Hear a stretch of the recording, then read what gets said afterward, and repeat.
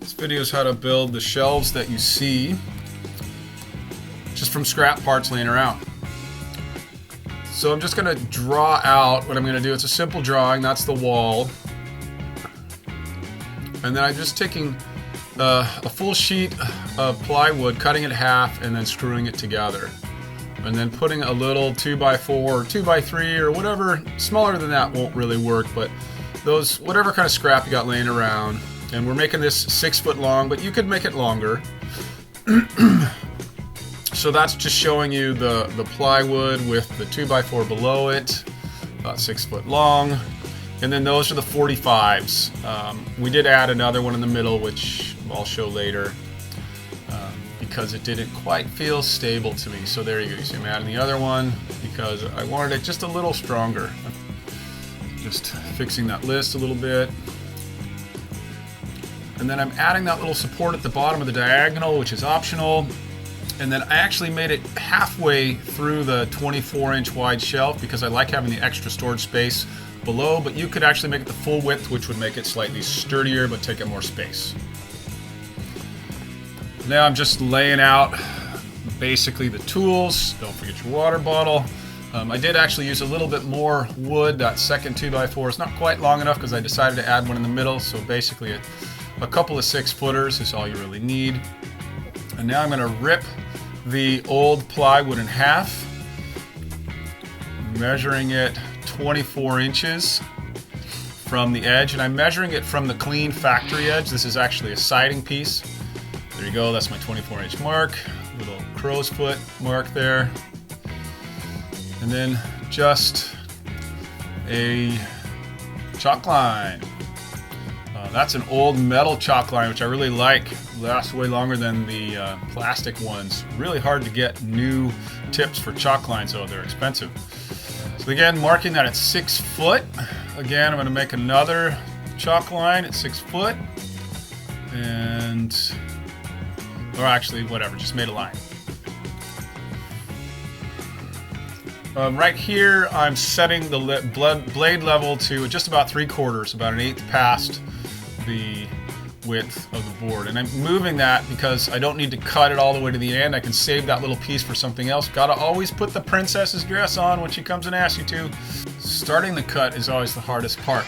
What I always do is I look at the 0 point on the fence, mark it up with the line, and then put my eyeball on the blade and line it up with the line. And then basically go back and forth between the two, but mostly keeping my eyeball on the blade and making sure that it stays on the outside of the line. And then every once in a while, referencing the 0 point in the front with my eyeball.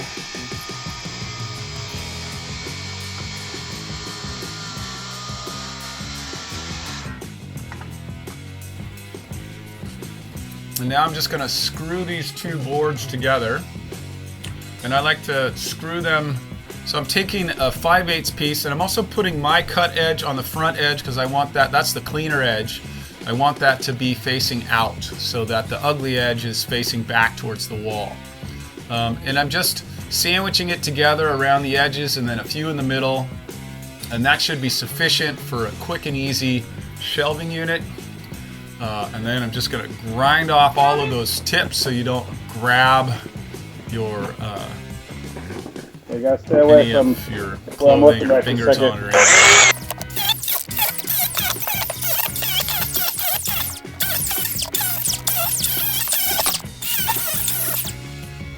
And then if you don't have one of these, get one. These will save your tires. I've already marked the 45s just with a speed square, and I'm just going to cut them. I'm using these clamps, but you really don't need to use clamps. I use my foot in the second cut. That's fine.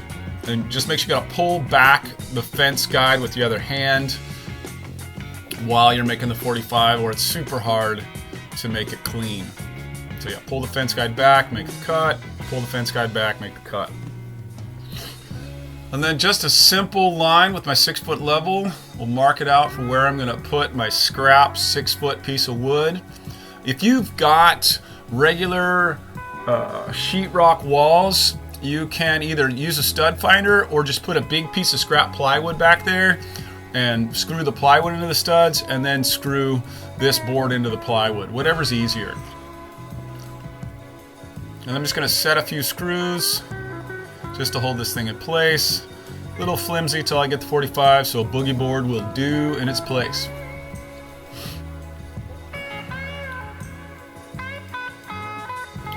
So just a 2-foot level and then a couple of set screws direct at a 45 in to the wall and then in to the board. Now again, if you don't have wood to screw into, you've got sheetrock, just stick a piece of plywood down there, or if you want to get fancy and find the stud finders and try to put them there, you can do that too. Either way should work fine. The point of this video again is to get this done quick and to repurpose and recycle old stuff that would otherwise go to the landfill or get burned. Repair, reuse, it's all sustainable. It's actually the key. We gotta rebuild, repair, restore, reuse stuff. That is sustainability. And I'm just putting a couple in on the sides here to give it a little extra strength. That's why I like if you don't have a wall, just put a piece of plywood back there and then that'll really secure it up nice and tight. You see, I'm gonna test it. It's a little too flimsy in the middle for me, and that's why I add a third one. So, I mean, if you want it even more, you got more scrap 2x4 around, just add more. I like keeping it a little bit apart so I can stack taller things underneath it. And there you have it. I hope that's helpful. Please subscribe or comment or like, and please let me know if there's any kind of project you want me to show you how to build. Leave it in the comments and I will do it in the next video. Have a great day.